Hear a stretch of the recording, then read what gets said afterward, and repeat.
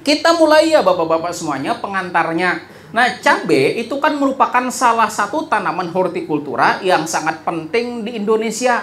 Bahkan ada orang yang bilang belum makan dan belum puas makan kalau belum makan sama cabai. Ya, saya kebetulan di Barabai punya warung namanya Warung Sambal Swadharma. Jadi langganan kami itu banyak. Ada dari tentara, bahkan polisi ada. Jadi suatu ketika gitu kan ada kawanan polisi makan di tempat kami. Dan makanan itu bilang, "Deng, tolong dong sambalnya tuh 5 sendok." Gitu kan. Sambil makan gitu kan, makan-makan. "Deng, tolong tambah lagi." Habis makan gitu kan, baju polisi itu kan abu-abu ya enggak? Kan itu sampai basah sampai sini kelihatan kan, baju abu-abu itu kan kalau basah sampai kelihatan ya enggak? Itu basah sampai sini sampai keliling basah gitu kan. Kemudian karyawan saya nanya, "Pak, kada apa-apa lah pian makan sampai basah." "Kada dengar aku bilangnya kada kayak ini kada puas."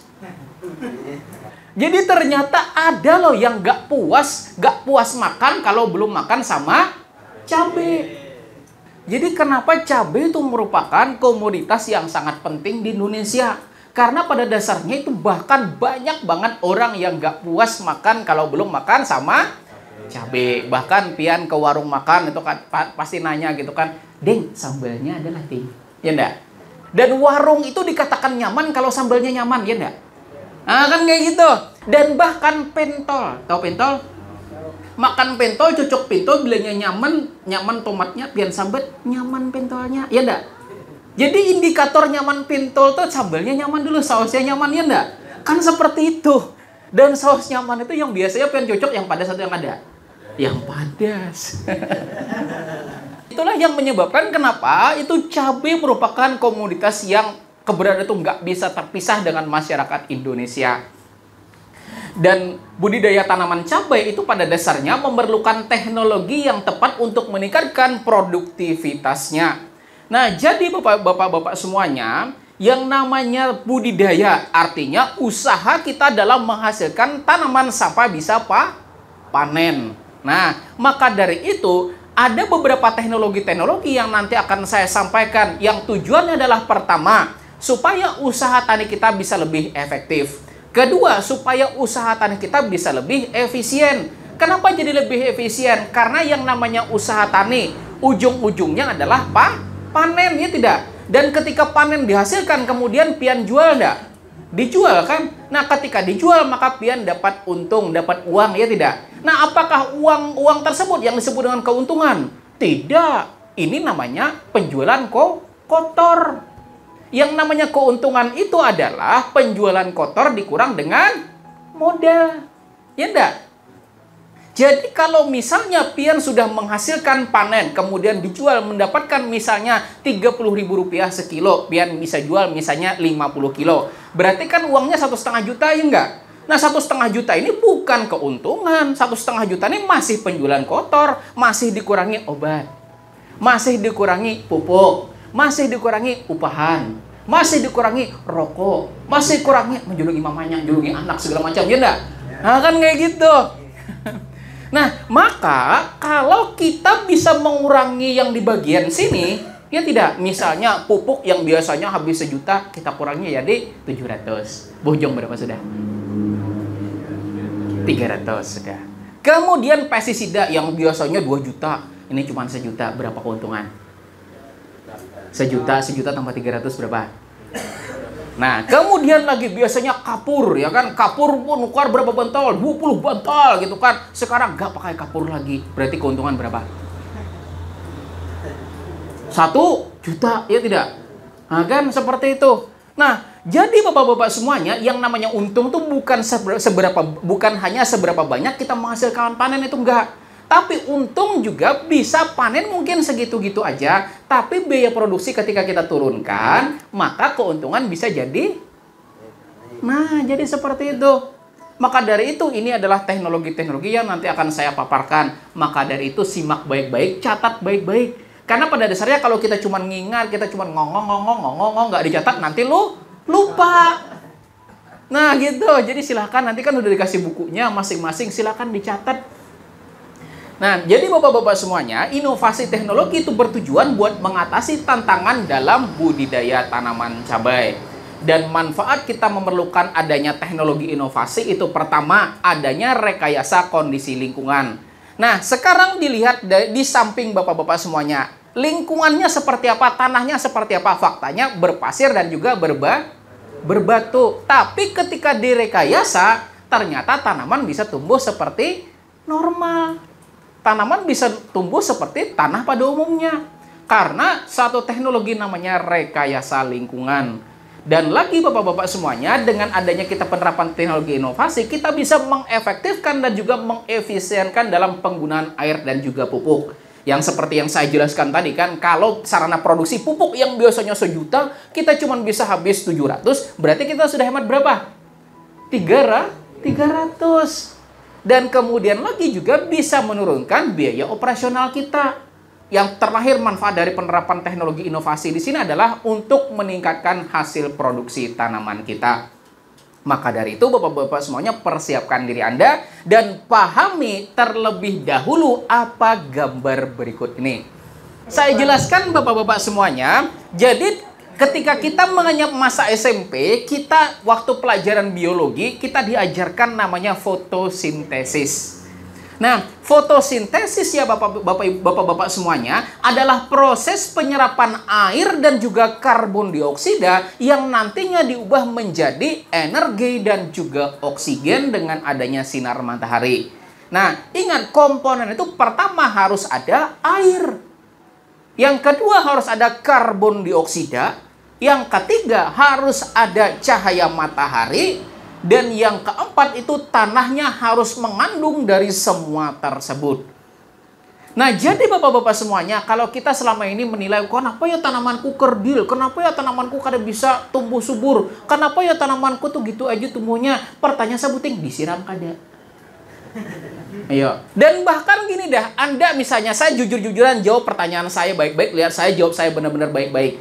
Kalau Anda sehari tidak makan, tapi masih minum, masih hidup tidak? Tapi kalau Anda makan sehari tidak minum, apa yang terjadi? Bukan saya yang bilang, beliau yang bilang mati katanya. Nah, gitu juga dengan tanaman. Jadi sebetulnya adalah semua itu berawal dari airnya dulu. Ada airnya. Kan seperti itu, harus ada airnya. Nah, yang dilihat Bapak-Bapak semuanya di lahan di samping sini, kan lahan samping sini kondisinya lahannya berpasir, ya tidak? Dan kondisi lahan pasir itu yang menjadi permasalahan adalah sulit dalam menyimpan air. Maka dari itu kita rekayasa sedemikian rupa supaya tanah yang tadinya berpasir, yang susah banget menyimpan air, pian pernah kada pasir kemudian disiram air, apa yang terjadi? Satu mat aja hilang airnya, ya tidak? Nah, kan begitu juga dengan lahan di sini kan, ketika disiram air sebentar pasti hilang. Maka dari itu kita rekayasa dengan penambahan bahan-bahan yang bisa menyimpan air di dalam tanaman yang ada di samping sini. Jadi seperti itu. Jadi kita tambahkan bahan-bahan yang bisa menyerap air. Supaya apa? Supaya ketika tanaman itu sudah kita kasih pupuk, banyunya ada, airnya ada, udah dikasih makan, kasih minum, apa yang terjadi? Ya subur. Sebetulnya tuh bertani tuh nggak usah ribet-ribet, nggak usah mikir kayaknya pupuknya apa yuk, kada, banyunya dulu sediakan. Pastikan lo banyunya itu tersedia itu dulu, airnya tersedia, kita nggak usah mikir nanti pupuknya apa, nggak usah mikir nanti pakai perlakuan seperti apa. Pastikan dulu airnya dulu, Bapak Ibu semuanya. Jadi kalau sudah airnya tersedia, airnya itu benar-benar ada di tanah, bisa tersimpan di dalam tanah, itu sudah satu komponen ikhtiar pian sudah selesai. Saya berani menjamin kalau airnya tersedia, itu tanaman itu susah banget terjadi kerdil. Nggak mungkin terjadi kerdil. Yang jadi masalah gitu kan, airnya nggak ada. Nah, yang menyebabkan airnya nggak ada lagi kenapa? Karena tanaman susah nyari air. Kenapa? Karena tanahnya terlalu padat. Ya enggak? Tanahnya terlalu padat. Tanah tuh kalau terlalu padat, akar kan susah kemana-mana, ya enggak? Maka dari itu, kalau lahan Anda lihat, lahan Anda keras, maka tujuan kita merekayasa supaya tanah keras jadi tanah gembur. Di situ tujuannya supaya akar bisa nyari air. Akar tuh Bapak-Bapak semuanya itu bukan nyari unsur hara, tuh bukan. Akar tuh nyari air. Unsur hara itu cuman terlarut di dalam air yang nanti dia serap. Nanti akan kita buktikan bahwa sebetulnya tanaman itu nggak makan pupuk. Serius. Tanaman itu nggak makan pupuk. Tanaman itu pada dasarnya mengambil larutan pupuk. Jadi seperti itu ya. Jadi perlu kita pahami, tanaman itu bukan makan pupuk. Tanaman itu makan larutan pupuk. Jadi pada dasarnya pupuk yang selama ini kita taburkan, kan plak kita taburkan. Itu nggak langsung makan, dia nunggu ada air dulu. Ketika ada air, nanti kemudian terlarut di dalam air, baru dimakan langsung bersamaan sama air. Jadi bertanya itu nggak usah ribet-ribet, ya nggak usah capek-capek, nggak usah mikir terlalu banyak. Contoh aja yang di samping ini gitu kan. Nah itu kalau udah airnya tersedia udah gampang kok semuanya. Pupuk itu nggak usah mikir, oh mesti pupuk ini racikan, ini campur, ini campur, ini campur, ini sama sendoknya dicampur, wah kan. Nah setelah kita mengetahui bahwa air itu penting, kemudian yang kedua adalah tanahnya. Nah tanah yang keras seperti yang saya bilang tadi membuat tanaman itu susah nyari air. Maka dari itu kita rekayasa supaya tanahnya yang tadinya keras kita bikin jadi gembur. Dan lagi juga faktor yang mempengaruhi selanjutnya adalah di sini coba lihat apa yang ada di samping sini. Ini apa ini? Nah, ini apa ini? Sekarang tadi kan sudah ada airnya ya tidak? Ini kan air. Kemudian ini apa? Tanah. Nah, belum. Ternyata emang beneran jadi tanah. Nah, setelah ada air, tanah, kemudian ini apa? Nah, itu lagi. 3 itu poin yang paling penting. Cahaya matahari. Jadi cahaya matahari itu juga mempengaruhi. Kita sudah ngasih air ya. Aku sudah disiram. Tapi kenapa yuk ada subur? Ya mataharinya terlalu keras. Jadi bebayap yang siram, kena sinar matahari, menguap langsung. Pabilanya kau minum ya enggak? Kan begitu. Jadi kalau cahaya matahari terlalu keras, berarti kita harus menyediakan bahan-bahan yang bisa menahan air agar tidak menguap. Jadi poin penting dari tanaman budidaya itu adalah air, bapak-bapak semuanya. Serius. Bahkan Anda pikir selama ini tanah enggak air. Logika ada yang tahu hidroponik? Ada tanahnya ada. Kenapa kau tumbuh? Nah, karena ada air. Jadi airnya itu paling penting. Air dulu yang paling penting. Faktanya lagi di samping sini ya bapak-bapak semuanya. Jadi waktu itu hari terakhir disiram ini hari Kamis. Nah karena lahan di sini adalah lahannya berpasir. Dan kebetulan itu bahan yang bisa menahan air itu sudah cukup berkurang dan bisa dibilang habis. Maka kemarin terakhir nyiram hari Kamis, Jumat, Sabtu, Minggu, Senin tidak kesiram. Hari Selasa kemarin kami lihat ada tanaman 6 rapon yang sudah mati. Kok bisa gitu kan? Iyalah orang kada minum. Anda 5 hari kada minum ya Pak yo? Mati ya kada? Nah gitu. Jadi bapak-bapak semuanya itu kan kalau tanaman itu nggak disiram itu udah pasti tanaman itu kerdil. Bahkan tanaman itu juga membuat namanya mekanisme pertahanan hidup. Kalau istilah bahasa kerennya namanya survival mechanism. Dia tuh mekanisme bertahan hidupnya adalah dengan menggugurkan daun. Jadi semakin kekurangan air, tanaman itu bakal menggugurkan daunnya. Semakin lama semakin gugur. Dan sampai dia udah nggak mampu lagi bertahan, maka tanaman itu bakalan kering. Tapi selama misalnya dia menggugurkan daun, ada masih tersisa 1-2 daun yang masih ada di tanaman, siram aja, rutin aja disiram, nanti daunnya bakal muncul kembali. Jadi 3 poin yang paling penting di sini yang perlu kita pahami di situ, ada airnya, tanahnya tepat, sinar matahari disesuaikan. Nah, maka dari itu ini dia teknologinya. Teknologi yang bisa kita terapkan yaitu pertama adalah kompos super, kemudian yang kedua adalah biochar 3-in-1, kemudian microbial solution, pengairan terjadwal, pemupukan yang sesuai dan pengendalian hama terpadu. Mari kita bahas satu persatu. Nah, kompos, ada yang tahu kompos? Nah, kompos itu ya bapak-bapak semuanya, itu bukan hanya pupuk organik padat. Kita selama ini tahu pupuk kompos itu adalah material organik yang kita taruh di satu tempat, kemudian difermentasi menggunakan E4, ditutup pakai karung atau ditutup dengan terpal, maka jadilah kompos. Bukan. Itu hanya salah satu bagian dari kompos.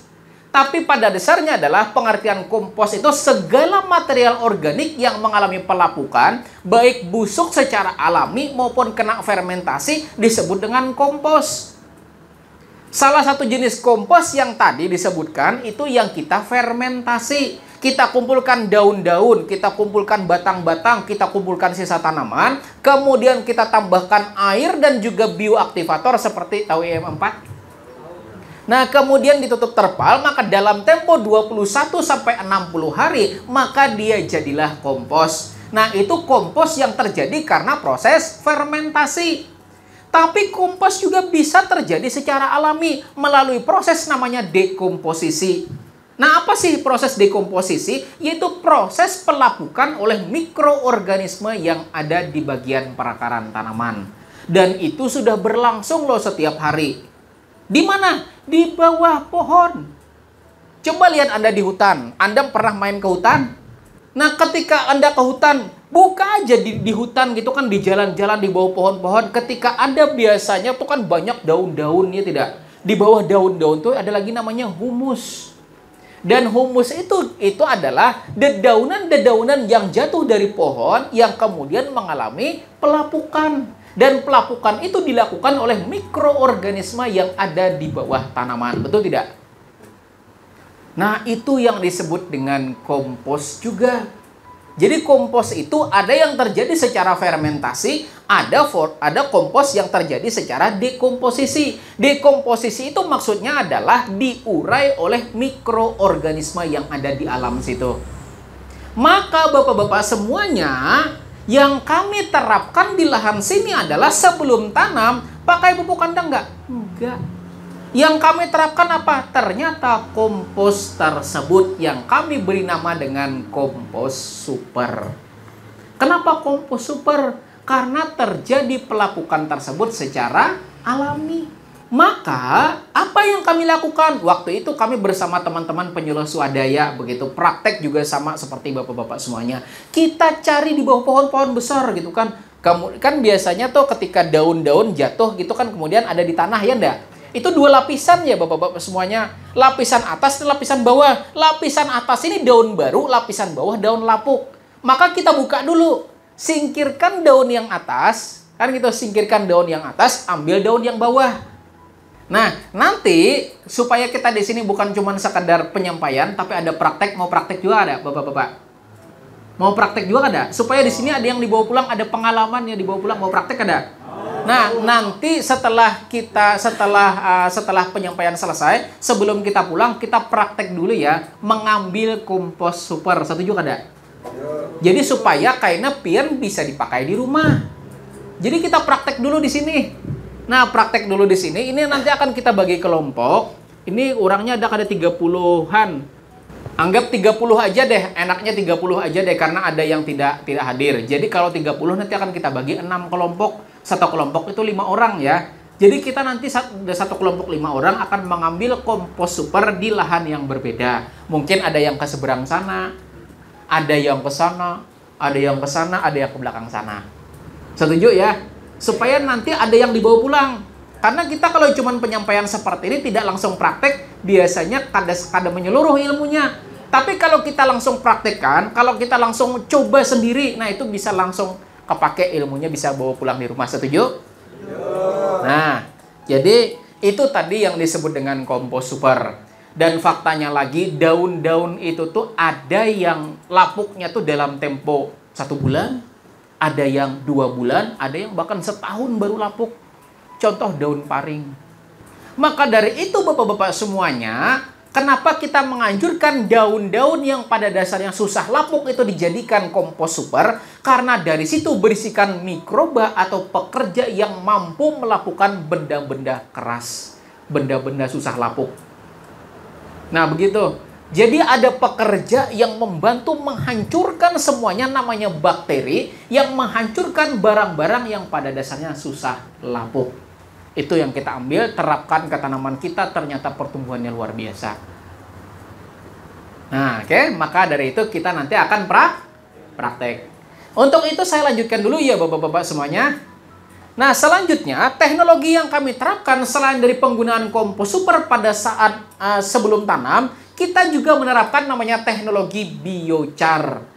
Nah, biochar atau biotron, biotron itu adalah singkatan dari biochar 3-in-1 yang merupakan material yang terbakar tapi tidak sempurna.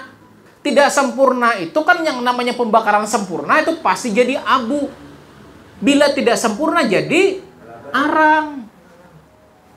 Nah, jadi Bapak-bapak semuanya, yang namanya biochar itu adalah material organik yang terbakar secara tidak sempurna. Disebut dengan biochar atau arang. Dan faktanya arang ketika dihaluskan itu mampu menyerap air 2 kali lebih dari berat dirinya sendiri.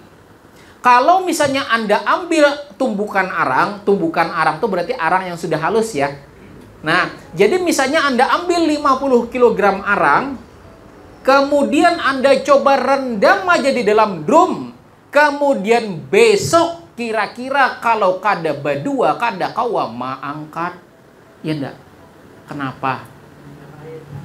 Karena ternyata arang bisa menyimpan air. Itu yang kami terapkan juga di sini. Jadi kami kasih arang tersebut sebanyak 1 genggam per lubang tanam yang tujuannya nanti bisa menyimpan antara 60 sampai 70 gram air. Pernah kada yang di sini merendam arang? Nah, kan seperti itu. Oke. Jadi seperti itu. Jadi arang itu bisa menyimpan air.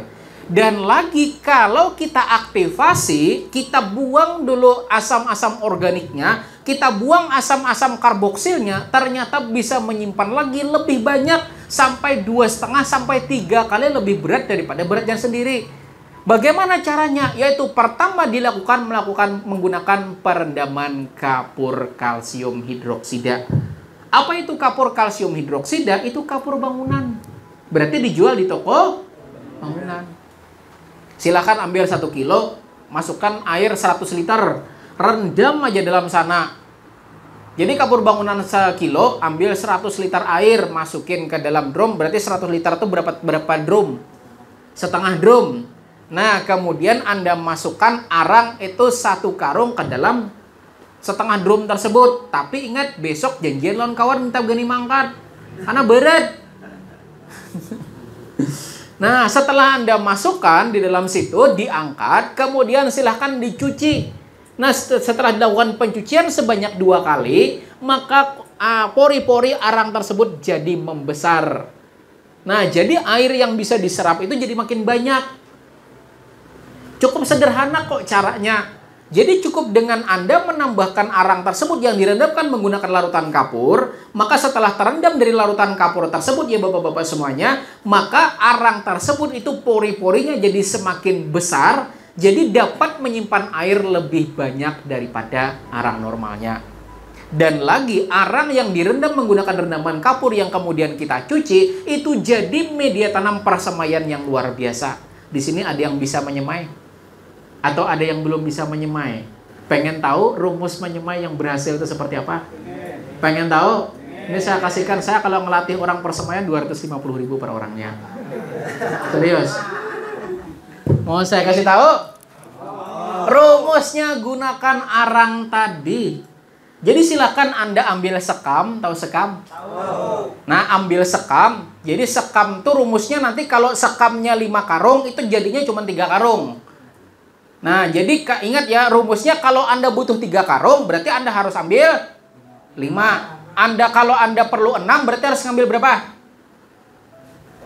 10. Kan kayak itu kali-kalinya ya. Jadi kita misalnya nanti membutuhkan media tanamnya itu misalnya 3 karung, berarti kan bakarnya harus 5. Nah, jadi silakan ambil sekam di pabrik, karena kalau diambil biasanya gratis. Jadi ambil silakan sekamnya, kemudian silakan lakukan pembakaran. Sudah ada yang bisa bikin arang? Jadi pakai ayakan pasir atau ayakan pasir. Jadi ayakan pasir gitu kan, ambil kira-kira 40 cm tatak. Kan lebarnya semeter ayakan pasir. Tahu ayakan pasir ada, Pak? Nah, jadi ambil ayakan pasir kan biasanya lebarnya tuh semeter. Nah, tatak 40 cm aja, kemudian gulung ini kayak pipa 3 inci. Nah, gulung pipa 3 inci, kemudian setelah pian gulung, kemudian ikat pakai bindrat. Tahu bindrat kan, Pak? Nah, ikat dengan bindrat. Itu cara sederhana, pakai cara lain juga boleh. Ini yang sederhana aja dulu ya. Nah, jadi silakan ikat menggunakan bindrat supaya jangan taurak. Nah, supaya jangan kebuka. Nah, setelah itu Bapak-bapak semuanya, setelah diikat, kemudian Anda ambil seng. Tahu seng nggak ada, Pak? Nah, ambil seng, kemudian nanti silakan itu taruh dulu di seng tersebut, sambil satu orang yang megangin, kemudian nanti dimasukin kertas-kertas. Dimasukkan kertas-kertas dan juga kayu, kemudian kasih sedikit minyak tanah, kemudian dinyalakan. Set, kalau sudah nyala, kemudian silakan Anda tuang pelan-pelan mengelilingi ayakan pasir tersebut sampai dia bisa berdiri lebih kokoh. Jadi itu nanti berada di tengahnya seperti ini. Ini berada di tengahnya seperti ini. Kemudian yang ini nanti kita hamburin di sini. Ini kelihatan tidak? Nah, dihambur di sini semakin lama jadi membesar seperti ini, menggunung. Nah, kalau sudah maka silahkan dibiarkan sampai dia jadi arang. Nah, kalau sudah jadi arang seperti ini, Bapak-bapak semuanya sudah jadi arang, silakan lakukan aktivasi menggunakan larutan kapur tadi. Mungkin Anda bilang, kalau kada deaktivasi, kada apa-apa lah. Kada apa-apa, orang yang dijual pian menukar itu kada deaktivasi. Tapi kalau deaktivasi, lebih baik. Pian pilih mana, bibit yang baik atau bibit yang biasa-biasa. Nah, sehari aja pian merandam itu, ngalih kada, Pak? Kada. Bahkan kami pun menjual persemayan, tapi kaminya sifatnya pre-order. Jadi kalau kami kada berjual bibit, tapi belinya pian hendak berpesan bibit, minta ulahkan, kami siap juga mengerjakan. Nah, jadi setelah jadi ya Bapak-bapak semuanya, setelah jadi, kemudian nanti arang tersebut kan sudah dicuci nih, ya kan? Sudah dicuci, kemudian silakan disimpan, kemudian siapkan bahan kedua yaitu tanah pupuk kandang. Tanah pupuk kandang. Jadi bukan pupuk kandang, tapi pupuk kandang yang sudah jadi tanah. Nah, seperti itu. Jadi bukan pupuk kandang yang habis keluar cat langsung kita ambil, itu bukan. Tapi yang sudah jadi tanah, kan ada kotoran sapi yang udah jadi tanah, ada kan? Yang kotoran ayam yang sudah jadi tanah itu yang diambil. Itu porsinya 70 dan juga 30. Jadi 70% arang sekam, kemudian 30% tanah pupuk kandang. Artinya 2:1. Jadi bila 2 karung arangnya, tanah pupuk kandangnya berapa? 1. Bila ini 4 berarti ini 2. Ini 10 berarti ini 5. Udah pian campur aja di sana, campur. Kalau sudah campur dikasih trichoderma boleh, kemudian lain sebagainya. Setelah campur, silakan pian sebarkan ke potrai, silakan masukkan ke dalam polybag itu boleh, silakan. Dengan cara seperti itu biasanya punya kami 21 sampai 23 hari sudah bisa tanam. Itu aja media tanamnya. Kalau kami sifatnya pre-order, jadi kami kada jualan bibit. Dan usaha yang paling nyaman itu adalah usaha pre-order. Nang menukar itu sudah jelas siapa ya ada. Kita terima duit dulu. Pak, ulahkan pang bibit. Nggih, duitnya dulu. Nah, saparo ayo 500. Dapat tong dulu. Nah, jadi masalah kita berjualan bibit kita kada tahu nukar siapa ya ada. Ini ndak gitu kan, pre-order itu paling nyaman Bapak-bapak. Kenapa? Karena duitnya dulu. Sudah jelas siapa nama nukari. Nah, siapa tahu juga mau usaha seperti itu. Tapi di luar dari situ minimal pian bisa mengolah bibit seorang dulu ya kada. Nah, jadi silahkan terapkan dengan metode seperti itu, maka tanaman itu pasti bisa tumbuh dengan luar biasa. Faktanya di persemaian itu sebetulnya tanaman itu butuh air.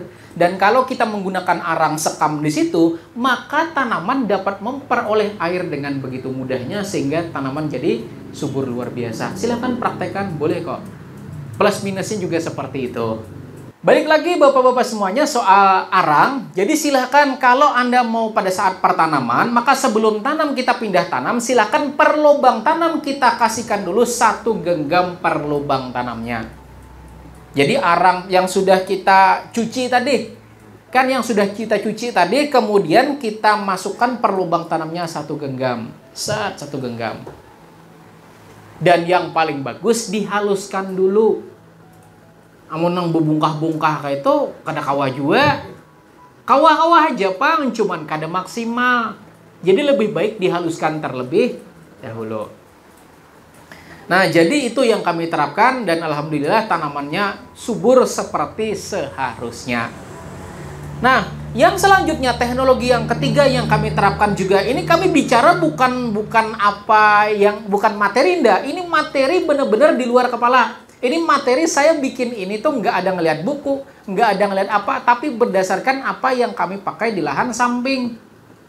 Nah, yang kami pakai yang selanjutnya adalah namanya microbial solution.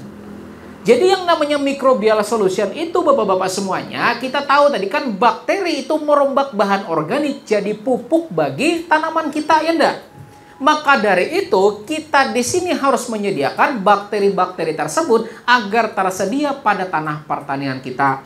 Lalu bagaimana cara bikinnya, kan seperti itu. Maka yang paling sederhana, rumus membuat microbial solution itu pertama harus ada bakterinya. Bakteri tersebut bisa bakteri yang dijual di pasar atau bakteri dari humus-humus tadi. Kalau misalnya Anda contoh, wah jangan malih mencari yang di itu bawah-bawah pohon ya, kalau ada ular, silakan nukar EM4. Silakan beli M21 kan seperti itu.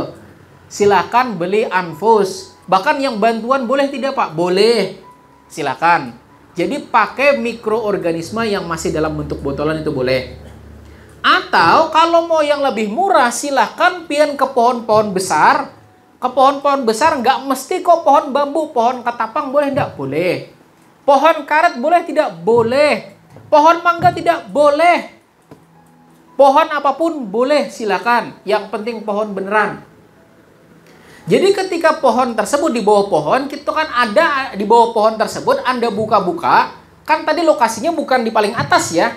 Tapi ketika dibuka gitu kan ada yang di bawah. Nah ketika pian buka di sana, ada semacam jamur-jamur putih di bagian bawah-bawah di situ. Itu yang pian ambil. 1 genggam bisa dipakai untuk 10 liter microbial solution. Jadi cari karena di bawah-bawah pohon, karena nanti kita akan praktek juga di bawah-bawah pohon. Nanti akan saya tunjukkan ini loh yang bisa dipakai untuk microbial solution. Pian ambil, pian ambil, kemudian nanti masukkan dalam kresek, bawa pulang. Tahu kresek kan? Jadi silakan masukin dalam kresek, kemudian silakan bawa pulang. Nanti rumusnya, Bapak-bapak semuanya, rumusnya adalah kalau Anda sudah memiliki bakterinya tersebut, yang kedua yang perlu ditambahkan adalah air.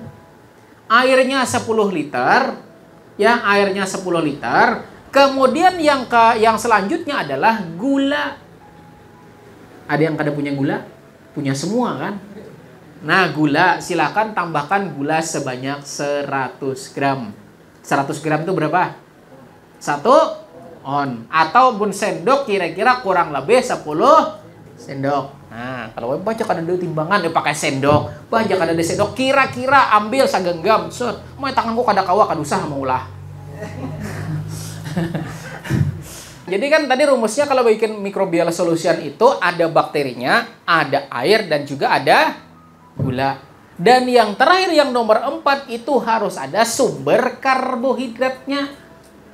Karbohidrat berarti sesuatu yang bakal jadi energi dari makhluk hidup. Contoh dari karbohidrat apa? Nasi. Pian-pian sebelum kesini makan nasi kada Pak? Pokoknya nasi itu indikator kita tuh makannya kada. Bahkan pian-pian kalau berjalan ke warung, makan warung 2 atau 3 ditakoni kawan-kawan makan sudah? Belum. Padahal wadah habis 3 sudah. Pokoknya orang Indonesia itu belum makan kalau belum makan nasi. Jadi nasi itu sumber karbohidrat, maka silakan dipakai. Lalu berapa pakai nasinya? Kalau misalnya kita pakai 10 liter, makan nasinya itu 1 centong. Tahu 1 centong? Nah, 1 sendok nasi ya kada? Nah, itu. Mau Pak nasi sayangnya? Ya sudah, kalau kada pakai nasi pakai kentang. Mau aja kentang nukar pulang, silakan pakai dedak. Jadi silahkan ya Bapak-bapak semuanya, sumber karbohidrat itu boleh pakai nasi, boleh pakai kentang, boleh. Bahkan kami yang microbial solution di sini itu kami pakainya dedak. Nah, dedak itu bisa dipakai untuk per 10 liternya 1 genggam. Mahal tidak dedak 1 genggam? Tidak kan? Sekilo tuh paling ya ibarat dilarang-larangkan 5.000 ya kada. Segenggam tuh 100 gram. Berarti 500 rupiah. Duitnya mahal tidak? Enggak. Jadi kalau dedak itu bedanya, kalau nasi silahkan pian blender dengan air 10 liter tadi maka sudah jadi. Kalau kentang dan juga dedak itu Anda harus rebus terlebih dahulu. Jadi kentang itu kan direbus sampai matang baru di blender. Kalau dedak rebus dulu, jangan di blender. mamanya apa jadi blender dedak di blender kada usah. Jadi blender kalau dedak kalau sudah matang silakan langsung masukkan ke dalam larutan tersebut. Tentu aduk, kemudian tutup menggunakan karung. Jadi tutupnya menggunakan karung atau pakai kain. Ya, jadi jangan pakai tutup beneran karena bakteri tersebut membutuhkan oksigen. Kalau pian tutup bakterinya kada ada oksigennya. Pian aja kalau ditutup ruangan atau tutup seberatan pasti kuciak. Oh, buka ipang ya kada. Jadi bapak-bapak semuanya silakan nanti tutup menggunakan karung atau tutup menggunakan kain bersih. Jadi jangan kain kotor. Nah, kain bersih tutup menggunakan kain, ikat menggunakan ikatan. Besok harinya silahkan dibuka, larutan tersebut nanti pasti bakalan muncul buih-buihnya. Kalau pian kada percaya tuh silahkan, tuh masih ada microbial solution kami ada dalam drum. Buka aja tuh kayaknya ada buih-buihnya. Dan microbial solution tersebut dikocor pada tanaman sebanyak minimal 100 ml per lubang tanam sehari sebelum penanaman. Jadi urut-urutannya seperti itu kompos super dulu pada saat dasaran, dan ini tidak pakai pupuk kandang ya bapak-bapak semuanya. Karena yang jadi masalah gitu kan sarana produksi itu kalau misalnya permintaan banyak sementara stoknya sedikit harganya jadi naik. Bahkan ada pupuk kandang gitu kan masih di kandang aja sudah dipesan, ada? Ada. Makanya saya di sini bukan anti pupuk kandang ya ndak. Tapi selama sarana produksi itu bisa kita kurangi, kenapa enggak sih enggak kita pakai, bener enggak? Jadi urut-urutannya silahkan taburkan kompos tersebut sama kayak pian nabur pupuk kandang juga dihambur saat. Bisa ditabur di tengah, kemudian nanti baru diratakan. Nah silahkan, atau ditabur dalam bentuk larikan. Kan misalnya lubang tanam itu kan kiri kanan ya ndak? Itu dibikin kayak lubangan kecil dulu panjang, kemudian baru ditabur. Itu boleh. Atau ditabur di tengah nanti dikerok kiri kanan diratakan ke kiri ke kanan juga boleh. Nah, setelahnya nanti pada saat kita melubang tanam, di lubang tanam tersebut baru kita kasihkan arang tersebut. Nah, sehari sebelum tanam kita berikan microbial solution. Nah, pertanyaannya kenapa kok nggak boleh terbalik? Karena pada dasarnya arang tadi adalah rumah bagi mikroba tanah.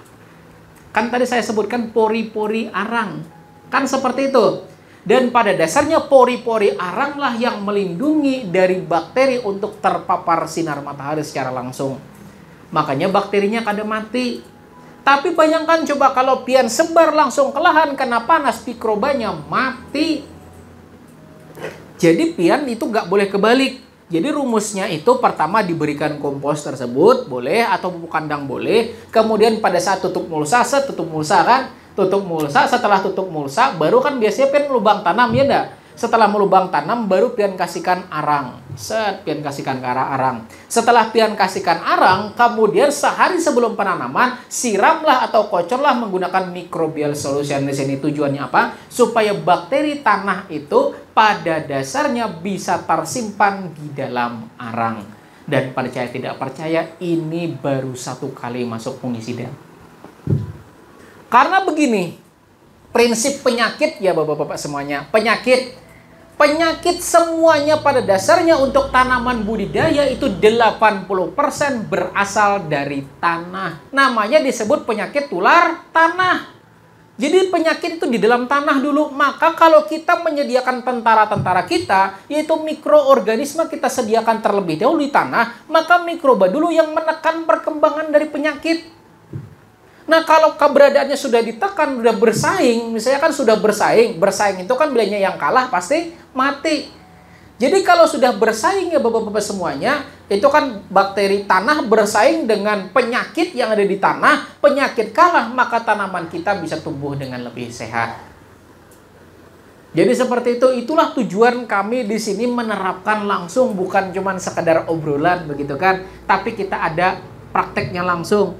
Supaya kita bisa belajar bersama bahwa pada dasarnya semuanya bisa kita kurangi sarana produksi asal tahu caranya. Jadi silakan nanti kalau setelah ini nanti kan kita akan lihat bersama juga, di sana ada microbial solution kami juga. Nah, itu yang kami kocorkan pada lubang tanam. Dan itu bisa diulang per 1 bulan sekali. 3 minggu atau 4 minggu sekali silahkan ditambahkan. Tujuannya apa? Supaya perakaran tanaman itu berisikan mikroorganisme pembenah tanah.